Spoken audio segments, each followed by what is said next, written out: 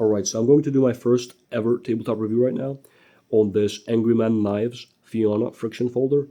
And the reason why I'm doing a tabletop review is because my country has basically outlawed carrying anything. And so I can't really test things outside in a real environment. But we get to enjoy this thing. Now, this thing, let me show you the card that I got with it right here.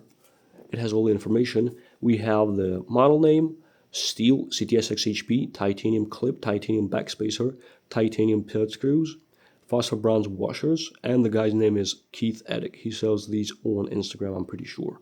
And so here's the deal about this stuff. Now, CTSXHP, it's interesting how we start seeing it after Crucible got out of business. So that's, for this particular knife, that's a good thing because CTSXHP has better, as far as I know, edge retention than something like their S35VN and slightly lower toughness in exchange, which in this scenario, you really do want a lot of edge retention. This is a cutter. And so that's that. We have titanium clip, which is actually stamped. That's interesting. You normally see milled clips from titanium, but that's cool. The only thing is it's not really as deep carry as you would want, probably. And it's a bit too aggressively bent. But he said something on Instagram about that being an ergonomic choice. And it does certainly feel like it. The pocket clips feels like an extension of the handle in a way. And that's a great thing for something like that. Next up, the titanium pivot screws. I'm not so sure about because titanium is softer, but because this is a nice thick, heavy-duty T10, it feels like. It's cool, totally cool. Backspacer, in this particular case, the backspacer is pretty thick chunk of titanium, and I'm betting my life on it that it's done because of balance of the knife.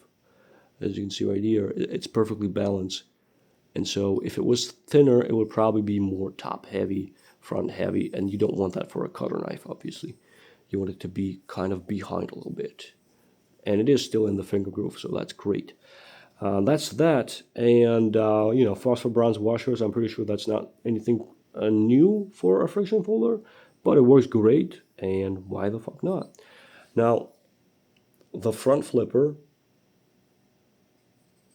or, well, tang of the blade, right, in this case, the way it works, the action is actually increasing the friction the further up you go. And it gets really, really frictiony, if there's such a word, in the very end. And so it doesn't have, obviously, any locking, but it is fixed in place, kind of. It feels like it is. Obviously, if you just push it, it's going to fold. But the further up you go, the more the friction builds up, and that's how it should be. I'm not sure exactly how they do on these friction folders, how they do that stuff, but that's totally fine. And so, great thing on that. Another different thing kind of is that the stop pin on this is actually not a traditional stop pin, but rather a post for 2 screws. So that's interesting. I'm not sure how that will hold up, but because the tang is pretty thick, actually let me measure the tang and everything else. The handle, and we'll get back to that stop pin, the handle is 12 millimeters. The battery is acting up on this caliper, so we're going to just do it by markings. And the blade thickness is 4 millimeters. On the website it says 0.14 inches. And so those stats kind of don't make a whole lot of sense to me on the friction folder. I'll tell you why just a bit later. The stop pin, I think it's going to be perfectly fine. I personally think it will be perfectly fine, considering that the engagement area is pretty damn big with the tang, and the barrel itself is pretty thick. So it should be perfectly fine. Now, let's go back to what I was just talking about, and that is the thicknesses. So 0.14 is pretty chunky. Now, granted, because it's a Midtech, right? It's a USA-made Midtech. It does feel thinner than usual, right? It does get thinner than your usual factory blades. So that's something to mention. However, I don't see why he couldn't have done it on the 0.13 stock or a 0.12 stock. That does make this knife kind of silly to me in a certain extent, because the handles just don't quite support that. I think that the idea was to make it ultra lightweight, and certainly that's the case because it is very lightweight. I don't even see the point of measuring it. It weighs like nothing, essentially. But it's just two slabs of a G10 without any support, any liners, not even in the pivot system, which I think is perfectly fine. There's nothing wrong with that. I think this G10 will hold up to all the abuse of this knife. The only problem is that your hand might not hold up.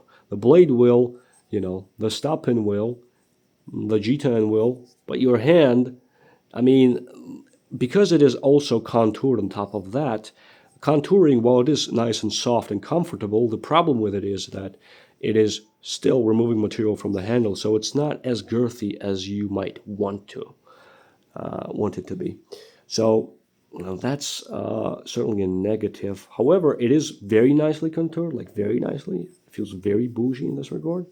The only other issue is that the inside of the handle is kind of sharp.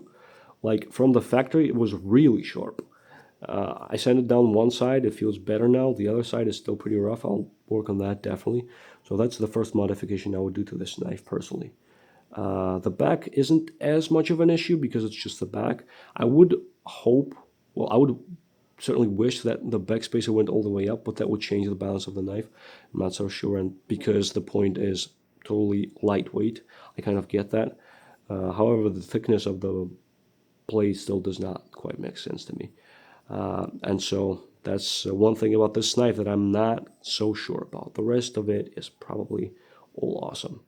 I would reduce it to 0.13 or 0.12 and just make the handles, proportionally thicker to keep the overall handle thickness the same. Or I would just beef off the handles like 0.5 millimeter from each side as is. And that would make this knife oh so awesome for hard use.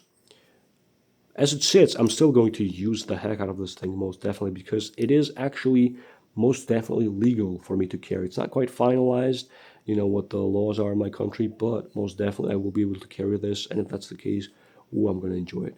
I'm going to definitely enjoy it because I really like this knife. And the other thing that I will do to it is, you see this area right here from the start of this? I actually kind of like this spike here because it acts like a single serration, which I am into. And I dig that. But the way that it interacts with the bottom and the start of this handle, and not so much good in that, because you can't really choke up on it. It's just wasted space. You kind of have to. You're locked into this finger groove. And it's not so great for hard use. Plus, on top of that, if you just happen to fold it, there's not enough engagement with the meat of your hand in here for it to stop from folding on you completely when you're actually using the knife. So it's a bit of a risk. Now, of course, there's still enough, in my opinion, to stop it in majority of cases, but it's still possible that it slips out. So that's something worth mentioning.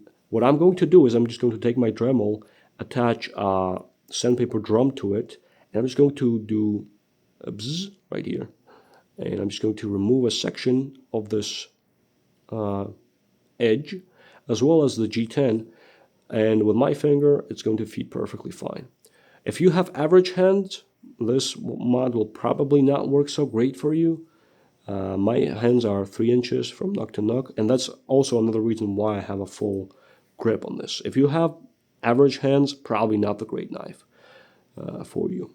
If you have huge hands, you might get away with just attaching a lanyard and using that for your extra finger space. But that has to be seen because I don't have anyone with that huge of hands. Now, once I do that choil modification and I can put my hand on this, another issue is the start of this false edge.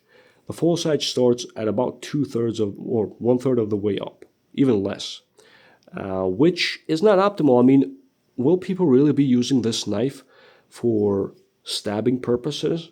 Will you really be piercing something this deep with an EDC friction folder, I really don't think so. I really don't think so.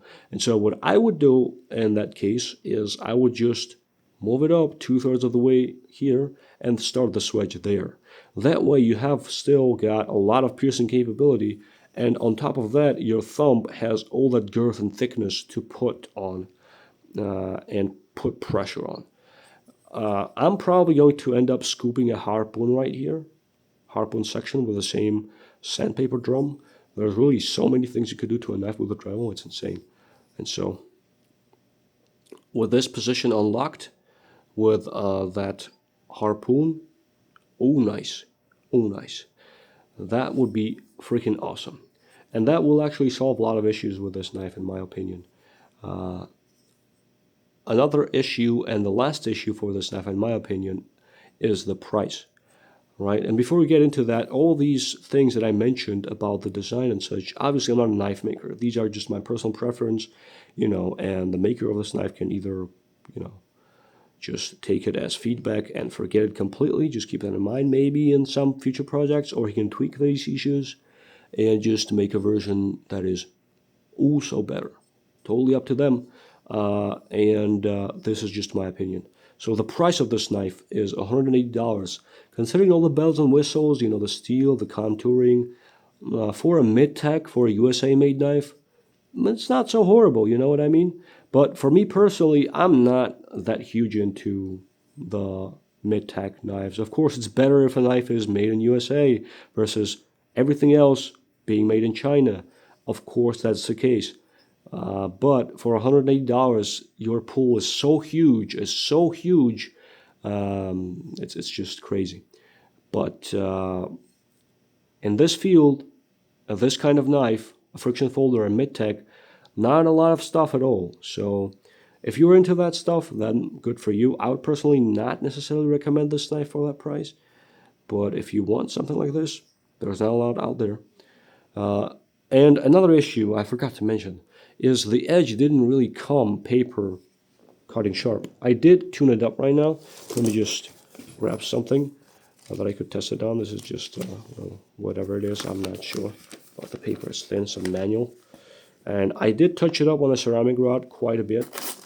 It still tears, so it probably needs a resharpening. Let me try a fresh piece right here.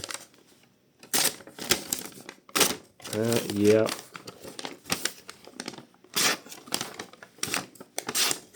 All there. In the very beginning it is. Well, yeah, there I got it to cut. It was probably just my technique. But after, after the honing, yeah, the edge is fine. It's usable. I'm probably going to wait until it deteriorates, and then I'm going to just resharpen it myself. So, and the tip, as you can see here, I don't know if the camera's going to pick it up. The tip is kind of slightly a bit goes this way, kind of. It goes straight up and kind of up right there. So it's not the pokiest, but as you sharpen it, it's going to get better and better. So I don't see a huge deal with that either. Overall, let me just compare it to the only knife I have that you probably might have too, is the AD10, this Point Tanto. And so that you can see the scale. And so, in my opinion, it's a good knife, but some things are just not quite there for me.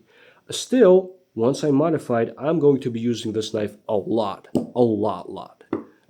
Because of the legal system. If you live in Europe, this is probably a great buy for you, considering, your prices and everything, even though the shipping also might be, controversial from USA, controversial pricing. So there's that. That is my review. I appreciate you guys. And it is a really good knife. Don't get me wrong. It is a good knife. Just a lot of things that don't really fit the criteria for the perfect knife. So I'll just leave it at that. I might post a video once I modify it. I'm also going to definitely dye it in red. I have red dye, and I'm trying to aim for crimson color. That is going to be so awesome. The black will remain black, but these orange sections will take a dye, and it should look freaking insane. So there's that. All right. I appreciate your time, and see ya in the next review.